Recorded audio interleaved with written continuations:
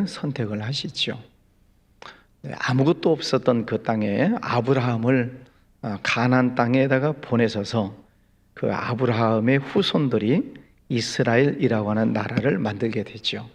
그래서 하나님께서 그 이스라엘 민족에 축복을 많이 해주시죠.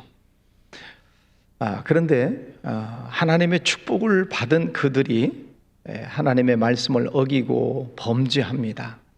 그러다가 애굽이라고 하는 나라로 내려가서 430년 동안 종살이를 하잖아요.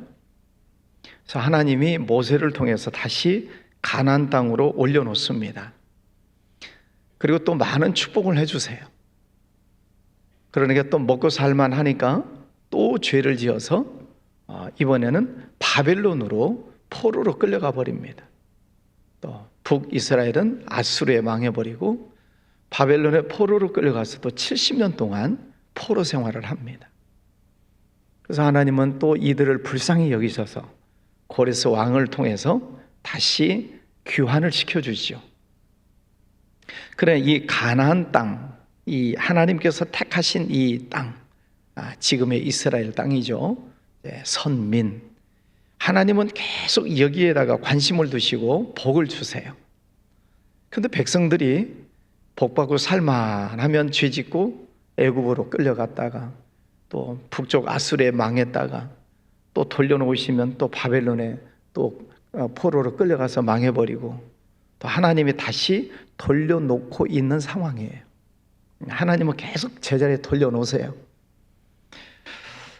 자, 그런데 오늘 말씀에 보면 에스라라고 하는 한 학자 또 선지자가 일어나서 왜 우리 민족이 이렇게 자꾸 애굽에 망하고 아수르에 망하고 또 바벨론에 망하고 자꾸 이렇게 망하는가? 우리가 하나님 앞에 범죄하기 때문이다, 죄를 짓기 때문이다, 이렇게 이야기를 하죠. 지금 포로에서 돌아온 상황이에요. 이제 다시는 망하지 말자, 지금 그런 얘기죠. 하나님께서 이렇게 많은 은혜를 주시고 회복시켜 주셨는데 이제는 하나님의 말씀을 깨닫고 다시는 망하지 말자. 그러면 우리가 하나님 앞에서 완전히 회개해야 될 것이 뭐냐 하고 보니까 제사장들을 중심으로 한 레위인들, 이 사람들이 이방 여인들과 결혼을 하고 자녀를 낳은 것이 있습니다. 율법에는 제사장들은 이방 여인과 결혼을 하지 못하도록 돼 있어요. 그런데 그들 마음속에 음란한 생각이 들어가니까 이방 여인들과 결혼을 한 사람들의 명단이 쭉 나오고 있는 거죠. 어제 말씀 보셨죠? 9장 2절에 보면 그들의 딸을 맞이하여 아내로 며느리로 삼아 거룩한 자손이 그 지방 사람들과 서로 섞이게 하는데, 섞여버리는 거예요. 방백들과 고관들이 이 죄에 더욱 으뜸이 되었다 하는지라. 고관, 방백들, 지도자층들이 더 앞장서서 죄를 범하게 됐다, 그런 말이죠. 그래서 오늘 쭉 명단이 나오잖아요. 18절부터 보면은 제사장의 무리 중에 이방 여인을 아내로 맞이한 자, 제사장 중에서도 이방 여인들과 결혼을 하는 그런 죄를 지은 자들의 명단이 쭉 나오고 있어요. 아주 실명 공개를 하고 있습니다. 거기 보면 112명의 명단이 나와요. 궁금하시면 세어보시기 바랍니다. 그러니까 그 이스라엘 나라, 하나님께서 복 주시고 선택하신 민족 선민 이스라엘이 망하는 이유가 어디 있냐면 지도자들 문제 때문에 그래요. 특별히 제사장들, 고관, 방백들, 지도자층이 죄를 지게 되니까 백성들이 다 따라가는 것입니다. 그래서 지도자가 중요하다는 거지. 그래서 지금 70년 동안 망했다가 다시 하나님께서 다시 은혜를 베푸셔서 되돌려 놓으셨어요. 그런 이제 선지자들이 일어나서 우리가 죄를 회개하고 다시는 망하지 말자, 그런 이야기죠. 2절에 보면은 엘람 자손 중 여이엘의 아들 스가냐가 에스라에게 이르되 우리가 우리 하나님께 범죄하여 이 땅 이방 여자를 맞이하여 아내로 삼았으나 이스라엘에게 아직도 소망이 있습니다. 지금 망해버렸고 돌아와서 보니까 본토도 다 망해버린 그런 상황이 있는데 아직 우리에게 소망이 있습니다. 아직은 희망이 있습니다. 그 희망이 뭐예요? 범죄한 그 모든 죄를 하나님 앞에 회개하면 하나님께서 이 땅을 회복시켜 주실 것입니다 라고 이야기를 하는 것입니다. 그래서 이제 에스라가 나서서 하나님의 말씀을 선포하는 거지요. 5절에 보니까 이 에스라가 일어나 제사장들과 레위 사람들과 온 이스라엘에게 이 말들을 행하기를 맹세하게 하매 무리가 맹세하는지라. 맹세해라. 다시는 이런 죄를 짓지 않겠다고 맹세해라. 그리고 이방 여자와 결혼한 사람들은 이방 여인들을 다 끊어라. 그것을 맹세해라. 그랬더니 5절에 무리가 맹세하는지라. 하나님의 말씀을 듣고 우리가 실천해야 될 것들에 대해서는 실천을 해야 되죠. 맹세할 것은 맹세를 해야 됩니다. 제가 지난 주일날 새벽 기도 합시다. 수요 예배 금요 기도에 빠지지 말고 열심히 합시다. 그렇게 하실 분 손 드십시오. 맹세하십시오. 그랬더니 많은 분들이 손을 드셨어요. 손 들고 나오신 분 계신가요? 감사해요. 근데 아직도 빈자리가 너무 많아. 제 양이 차지가 않아요. 새벽 기도, 금요 기도회, 수요 예배 왜 이렇게 많이 빠질까? 자꾸 게을러지는 거예요. 지난 주일날도 말씀드렸지만 여름 방학, 여름 휴가, 또 폭염, 하여튼 여러 가지 게을러질 수 있는 요소들이 많죠. 장마도 있고 태풍도 있고. 그러나 이제 이런 것들이 지나가고 있기 때문에 이제는 다시 마음을 추스리고 우리의 신앙을 다시 원위치로, 다시 가나안 땅으로 돌려놓으시는 것처럼 원위치 하지 않으면 계속 게을러집니다. 그래서 사람들이 그런 말이 있잖아요. 서 있으면 앉고 싶고, 앉으면 눕고 싶고, 누우면 자고 싶고, 자고 있으면 안 일어나고 싶고. 그게 인간이에요. 한없이 이렇게 편해지고 싶은 게 인간이에요. 신앙생활도 그렇습니다. 한 번 손을 놓으면 계속 더 쉬고 싶어요. 그러다 보면 신앙이 나태해지고 게을러지는 것이죠. 그래서 제가 지난주에 손 드십시오 라고 말씀드린 이유는 그렇게 하나님 앞에서 손을 들어야 자기에 대한 책임을 자기가 지는 것 아니겠어요? 실시간으로 한 80여 분 들어와 계시는데 가정에서라도 이렇게 깨어 일어나서 기도하시는 것도 감사해요. 그러나 교회 나오실 수 있는 거리에 있는 분들은 교회 나오세요. 교회 나와서 기도하는 것과 집에서 잠옷바람이 하는 것과는 다르지요? 김 집사님, 잠옷 입고 하는 것은 좀 다르지요? 그래서 여러분들이 신앙생활을 다시 추스리시고 하나님 앞에 새로운 마음가짐을 가지고 또 신앙생활 하시기를 바랍니다. 자, 6절 말씀에 보면 이에 에스라가 하나님의 성전 앞에서 일어나 엘리야십의 아들 여호하난의 방으로 들어가니라. 그가 들어가서 사로잡혔던 자들의 죄를 근심하여 음식도 먹지 아니하여 물도 마시지 아니하더니 유다와 예루살렘에 사로잡혔던 자들의 자손들에게 공포하기를 너희는 예루살렘으로 모여라. 지금 이 에스라 선지자가 지금 이 모든 역사 과거를 다 알고 있는 학사, 이 선지자가 금식하면서 하나님 앞에서 다짐을 하고 이대로 둬서는 안 되겠다. 이 백성들을 이대로 죄에 빠진 채로 내버려 둬서는 안 되겠다. 다시는 이 나라가 망해서는 안 되겠다. 그리고 그 선지자가 금식을 하고 성전에 올라가서 하나님 앞에 기도하고 그리고 백성들에게 예루살렘으로 모여라 하고 선포를 하고 있습니다. 그리고 나서 이방 여자와 결혼한 자들은 그 이방 여인을 끊어라. 그럼 여기서 이제 우리가 좀 혼란이 생길 수 있어요. 어쨌든 이방 여인하고도 결혼을 했으면 부부 관계고 또 애를 낳았으면 자기 자식인데 이걸 끊으라는 것이 이게 도의적인 면에서 될 소리인가? 또 어쨌든 데리고 산 여자인데 끊으라는 거예요. 이게 아브라함 시대에 보면 아브라함이 이스마엘을 낳잖아요.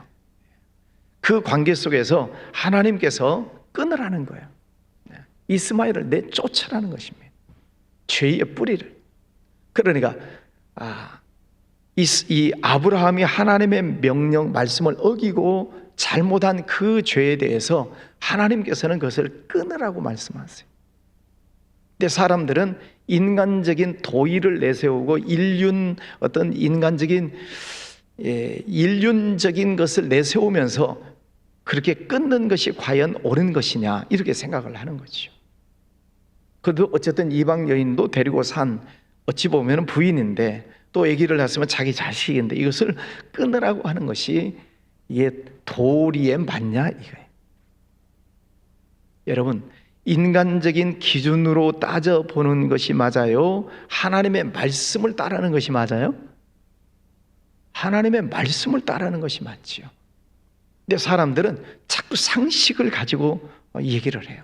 상식적으로 그게 될 일인가? 그게 도의상 그럴 수가 있습니까? 어떻게 인간이 그럴 수 있습니까? 자꾸 이렇게 인본주의적인 것을 가지고 파고 들어오면 하나님의 말씀에 순종할 수가 없죠. 그러나 오늘 하나님의 말씀에 보면 선지자 에스라는 이방 여인을 끊어라. 왜? 그 율법, 하나님의 말씀을 어겼다는 거예요. 하나님의 말씀을 어긴 그 죄를 끊어내지 않으면 죄가 해결되지 않는다는 것입니다.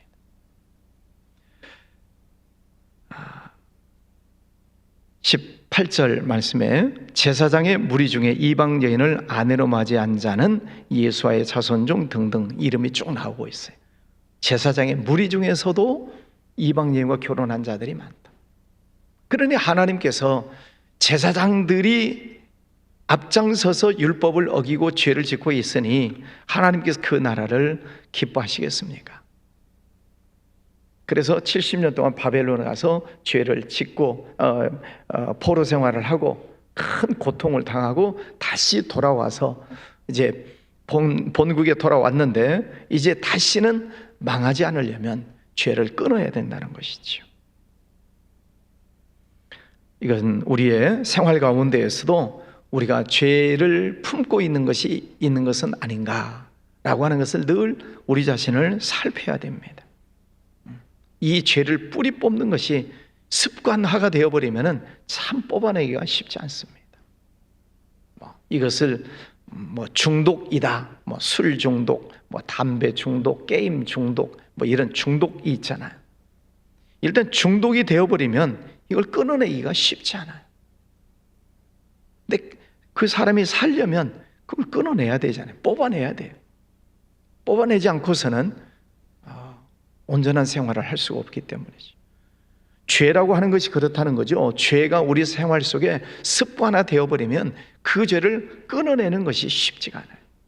지금 마치 이방 여인을 내보내고 자식을 내보내는 것이 쉽지 않은 것처럼.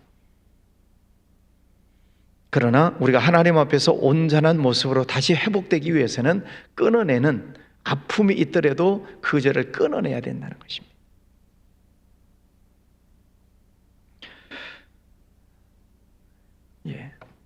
오늘 말씀을 다시 한번 정리를 해보면 1절 말씀에 에스라가 하나님 성전 앞에 엎드렸다. 그리고 백성들도 그 앞에 모인지라. 죄를 회개하려면 하나님 성전 앞에 나와 엎드려야 됩니다. 하나님의 성전에 나와야 돼. 두 번째는 에스라가 전하는 하나님의 말씀을 들어야 돼요.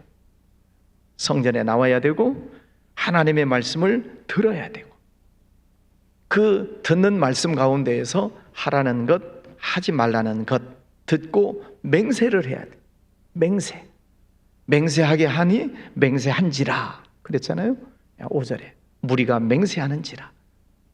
죄를 회개합시다. 회개하겠습니다. 끊어라. 끊겠습니다.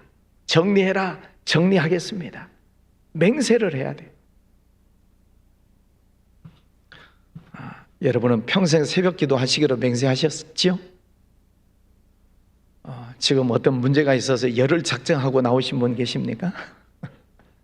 예, 열을 작정한 것으로부터 시작을 해서 계속 가는 거지 뭐 열을 하고 끝내는 게 어디 있어요? 평생 하는 거죠. 맹세하라. 맹세했습니다. 맹세를 해야 됩니다. 끊어버려라. 그러니까 끊어버려야 됩니다. 이 제사장들, 고관, 방백들, 그들이 먼저 앞장서서 잘못한 것들, 하나님의 말씀을 들었으면 그들이 먼저 회개하고 끊어야 돼. 지도자들이 먼저 본을 보여야 돼. 죄 짓는 것 앞장섰으면 회개하는 것도 앞장서야 돼. 그럴 때 그 나라에 소망이 있는 거지요. 이스라엘에게 아직 소망이 있습니다. 18절, 19절 말씀에 보면 제사장의 무리 중에 이방 여인을 아내로 맞이한 자는 그들이고 19절 그들이 다 손을 잡아 맹세하여 그들의 아내를 내보내기로 하고, 자, 다 내보내기로 하고 하나님 앞에 속건제를 드렸다.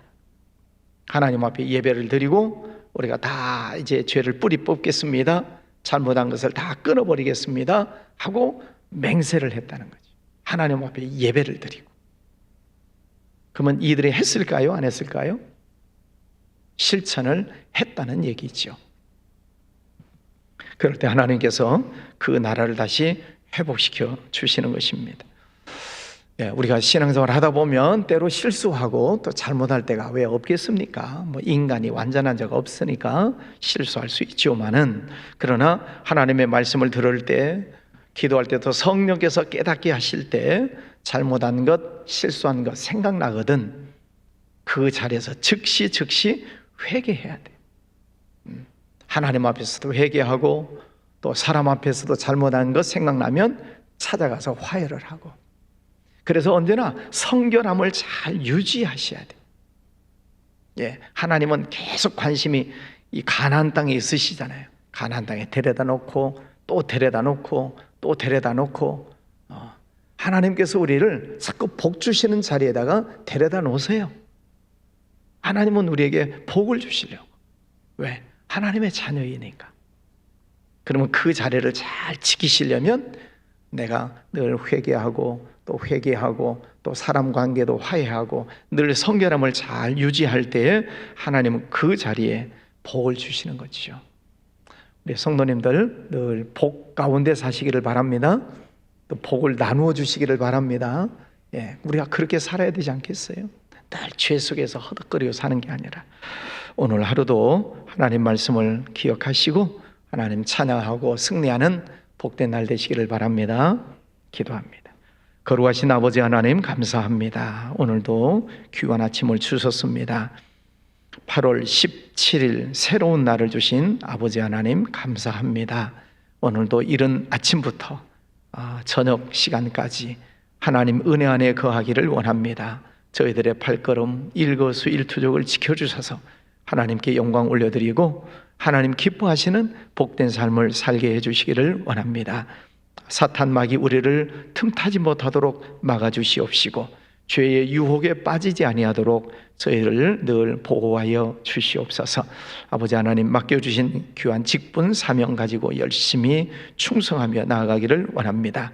우리 교회 많은 성도들 영적 게으름에서 일어나게 하시고 또 깨어 일어나 기도하고 예배하고 하나님 중심으로 나아가는 성도들 되게 하여 주시옵소서.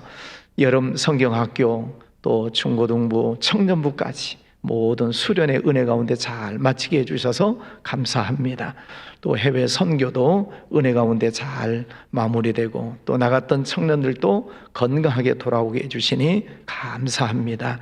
아버지 하나님 여름 동안 뿌렸던 많은 복음의 씨앗들 열매가 잘 맺혀갈 수 있도록 복 내려주시기를 원합니다. 우리 나라를 하나님 지켜주시옵소서.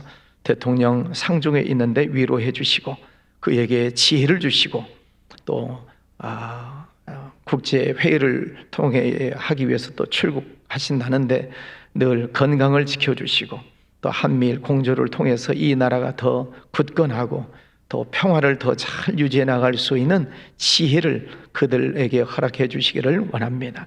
여야 지도자들 서로 마음을 하나로 하고 협치하고 서로 돕는 그런 관계가 되면 참 좋겠습니다.